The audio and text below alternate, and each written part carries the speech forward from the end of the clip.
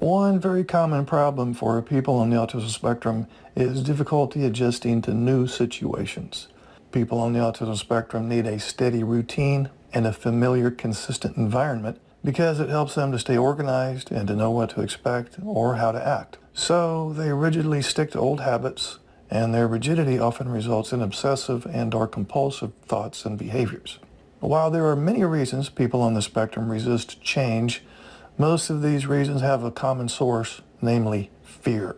Now, these fears are often related to loss associated with the change, as all change involves loss at some level.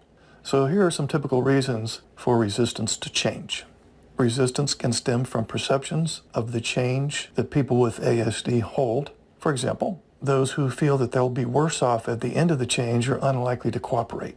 Also, change gets these individuals out of their comfort zone. When we talk about a comfort zone, what we're really talking about is a routine. And people on the autism spectrum love routine because it helps them feel safe and secure. So there's bound to be resistance whenever change requires them to do things differently.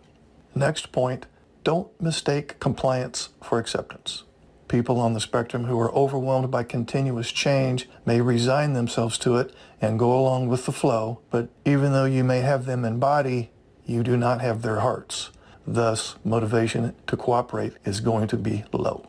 Also, when these individuals don't trust in their ability to cope with change, resistance often results. This may be related to their experience of change in the past. They had to make change back in the day that was very distressing, so today they view most change as distressing. Next, misunderstanding about the need for change may result in resistance. If the person doesn't understand the reasons why things need to be done differently, you can expect resistance, especially if he strongly believes the current way of doing things works just fine.